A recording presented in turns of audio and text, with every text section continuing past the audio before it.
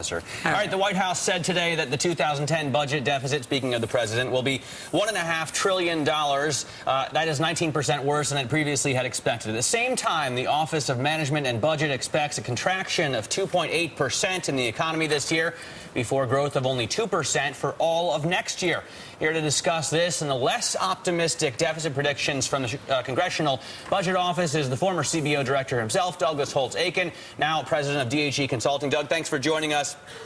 Let me ask you, first of all, about the danger that you see in the White House budget deficit projections.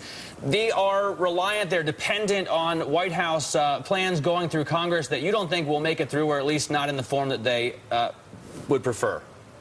Yeah, I mean, the danger, I think, is pretty clear. Even if you take them at face value, we never see the deficit get down to the magic 3% of GDP line, and we see a continual rise in debt as a fraction of GDP. And the trouble is you can't take it at face value because they've built in $640 billion worth of revenues from cap and trade auctions that Congress shows no willingness to do. They're counting on taxing corporations, and Democrats in Congress don't have any appetite for that. And they're counting on the provisions in the stimulus bill for tax credits and for higher Pell Grants to simply disappear after 2 years. And I think that's very unlikely as well. So we've got risks to even bigger deficits than these projections would show. What do you think about, I mean, we just talked to Jerry Bernstein from the White House. He said their new projections don't hamper still their goal to cut deficits in half in the first term. I mean, do you think that's at all possible for the White House to do? If they did, it wouldn't be an accomplishment is the problem. They've set the bar so low that cutting the deficit in half, either in total or as a fraction of GDP, really doesn't get you anywhere where you need to be. We're at something like 13 to 14% of GDP right now. The deficit needs to go down dramatically, not to merely to 7%. All right, so Doug, you know, you've got White House Budget Director Chief Peter Orszag saying today that the president's budget blueprint, I guess he's coming out with it in a few months, that he's going to include proposals to put the nation back on a fiscally sustainable path. So you don't buy any of that?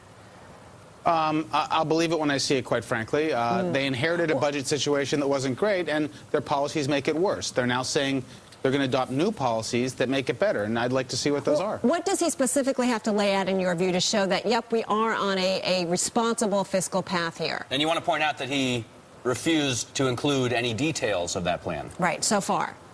But what do you want to see in this? It is premature to put the details. I mean, in February, he'll put out his budget proposals, and it's fair to wait until then. But first, you have to see an economic forecast that's realistic, and this one is far more realistic than what they put out in March, but is still much more optimistic than, for example, the CBO.